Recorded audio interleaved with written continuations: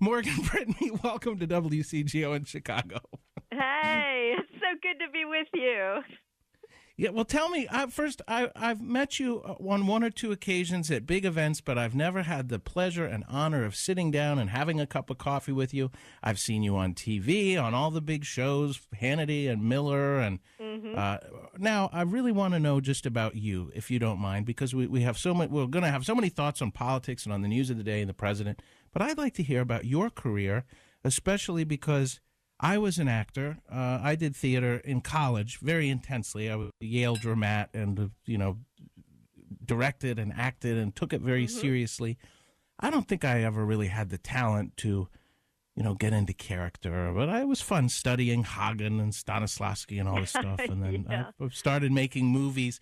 But I'm interested in where the intersection works for you as a performer and a thinker and a freedom lover, and also, if you don't mind, I never would do this. I would only ask this question of a very, very strong woman, but also as a woman in media and in politics. Tell us about you. I'd love to hear more. Well, I started in the business when I was 5 years old, and that was the late 50s. And so I have seen media become a part of my life for over 50 years. And fortunately for me, I got to see the best of Hollywood, I think. I mean, I wish I'd have been a little bit earlier in the 40s, but, living through the 50s and seeing television the way that the whole family could sit down in front of the television and watch it. I did shows like The Andy Griffith Show, where I played Opie's girlfriend. I did Twilight Zone, the originals, The Outer Limits. I did feature films, big features like The Birds with Alfred Hitchcock and Gypsy with Natalie Wood. And, growing up in the business, you kind of believe that you're in an isolated little bubble, and that's really all that you know. And you don't know a whole lot, and you're not really interested in world politics. And so I made that evolution, I guess, as I got older and I got into my 20s and I started paying taxes and living in New York City when it was going bankrupt. And I traveled all over the world, lived in Japan and worked. And I started understanding what the world was like, what America meant to the world. I started becoming more interested in listening to who I was voting for. And, it's very difficult when you're working full-time and you have so many other things in your mind to get really to the nitty-gritty of what's going on in this country. I mean, you and I, we're political junkies. We know everything that's going on. But if you talk to most people, especially in Hollywood, they don't have a clue.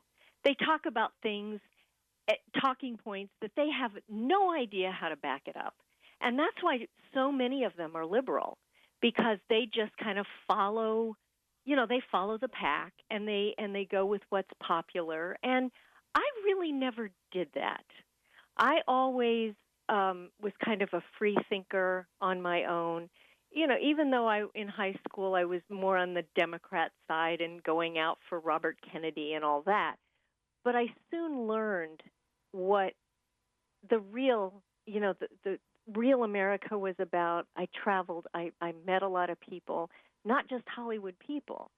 And I think that's what brought me to where I am today, which is I've retired from the Hollywood scene. It never really was my scene to begin with. I did it as a job because that's what I grew up doing and that's what I grew up loving. But those people are not who I am. And I understood that because I'm a woman of faith.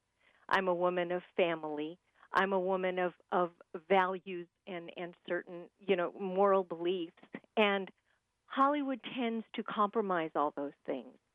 They'll do whatever it takes for money. And they'll do whatever it takes and justify it and say, well, it's just acting. But it's not. It's really who you are. And I don't know. I mean, I can look back at my career and the things that I've done, and I can be very proud of what I've done. And a lot of times I was really pushed to compromise my beliefs, to compromise my values. Back in the 80s, I was offered a film called 9.5 Weeks, and I told my agent, I said, I can't do this. This is not who I am. This is not what I want people to think of me as. This is not what I want my children to see, because it will never go away. It always stays But can I out tell there. you? Can I tell you something right away, Morgan Brittany? That I'm just, it's just dying. I'm dying to tell you. So, I work very closely with Joseph Farah and WorldNet Daily, and you've been on everybody's radar for so long because of. I hate to use the word incredible because it's just the wrong word, but it's really a shining talent, and also nice. Principally your control. And what you're telling me is that you're reinforcing to me when I see you move, like even as an acting coach or a dramaturg or a director, I would say, if I had to sum you up, you really are a very controlled. You're open and you're responsive and you're a good listener. But you are a controlled woman. You're a powerful woman that is in control. There's none of that jellyfish stuff we get on television today. No. And what you're telling me is that it's part of your spirit. When you say, I'm a woman of faith, you are a woman at the tiller, at the helm. You are steering your ship. And it must have been evident, even through all of these big movies and all the Hollywood years, from a very early time for you, and helped guide the rest of your life. You track well. It's always been a life nominally in control. I mean, we all have our crazy moments, and certainly loneliness must have been a huge factor for you. But you really are in control, and that's part of what makes you so remarkable. Oh, well, thank you. That's so nice of you to say that. And you're right. Those of us who have convictions and follow our convictions and go with what our moral spark within us tells us to do, and we stick to that, and we speak to that, and we follow that. I think we take a lot of slings and arrows from a lot of people who don't do that, and they're the first to criticize us and knock us down. But I think if we stand for that and we're strong, and there's so many of us that do, there really are. Maybe we're not as publicized because we're not train wrecks out there, but we do stand for what we believe in. And I think that's one of the things that, getting political for a second, I think that's one of the things that the American people see is lacking from the Republican and the conservative, wing of our party, is that we're not finding people sticking to their convictions.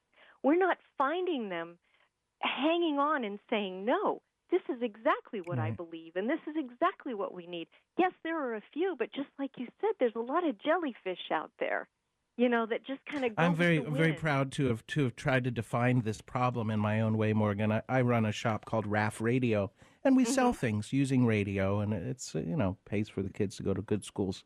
And I worked with Heritage for some time and was very pleased at having helped distill the notion that conservatism does not have to be redefined. We've all had this experience. You and I both in Beverly Hills, for instance, where you're suddenly the loneliest guy at the party because your belief system is on a rock.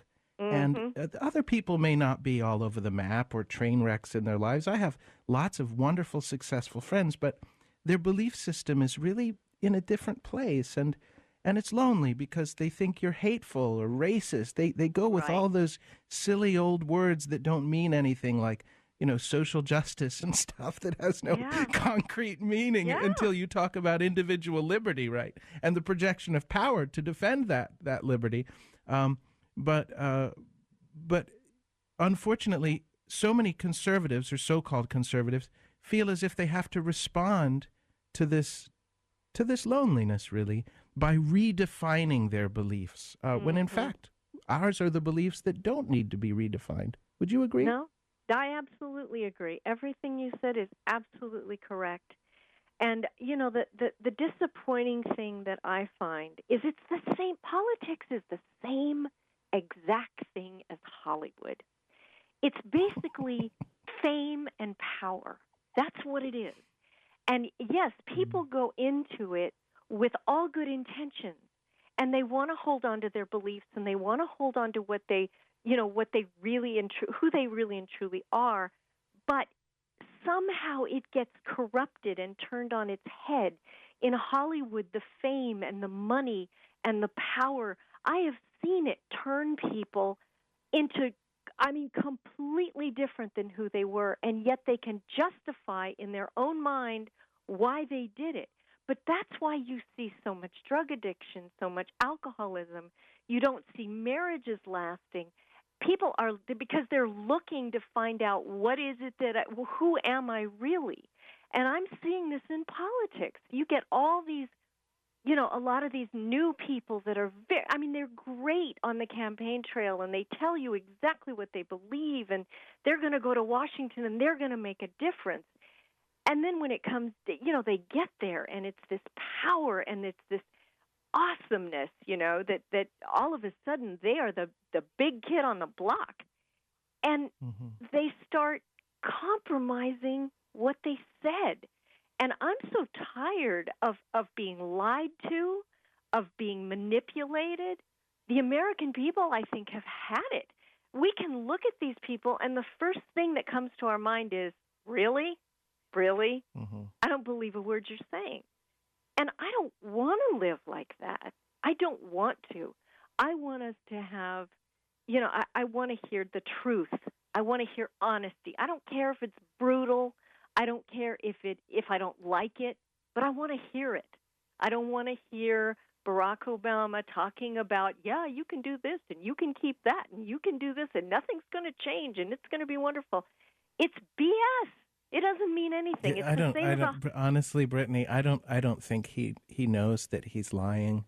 He spends days on the couch watching football. He has an addiction to golf. Yeah. He plays golf constantly. I remember going through periods of depression in my life where I did things like that. I would be riding my bike constantly, or I would be drinking every night, or not necessarily a lot, but I had patterns. And he just fits the pattern, who has very incompetent people working for him, lousy speechwriters. And really, to sort of come full circle, we can't expect him to be on message, can we? Because there is no message. There's no message, but that's not who we need as a leader. Oh, of course not. But I'm so happy to speak with you. I'm a big fan. I read your column on WorldNet Daily. Ladies and gentlemen, here of Chicago, 1590 WCGO, our guest has been none other than the great actress, writer, commentator, and really a great actress, Brittany Morgan. Thank you. Joining us presumably from, are you in Los Angeles right now? I am. I know you got to be jealous sitting there in Chicago. Oh, my family's in Holmby Hills right now. Brittany Morgan, thank you so much for joining us, and I can't wait to speak with you again. This is the Franklin Raff Show, 1590 WCGO, Chicago.